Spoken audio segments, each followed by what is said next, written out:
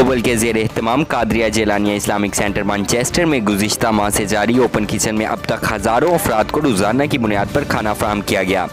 इसके अलावा हर हफ्ते को दीगर ज़रूरियात की चीज़ें भी मुहैया की जाती थी। आहरी रोज़ा के मौका पर उर्दू ग्लोबल और फ़रूक चीमा की तरफ से तमाम वॉलंटियर्स को खसूसी तोहफ़े पेश किए गए।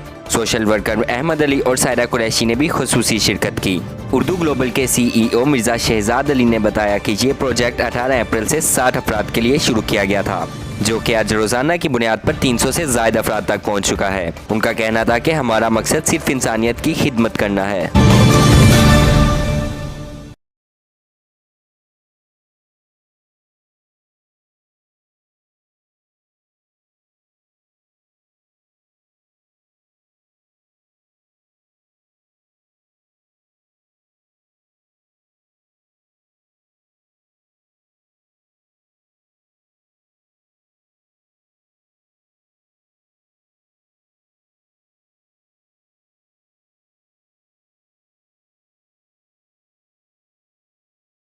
उनका कहना था कि हमारा मकसद सिर्फ इंसानियत की खिदमत करना है।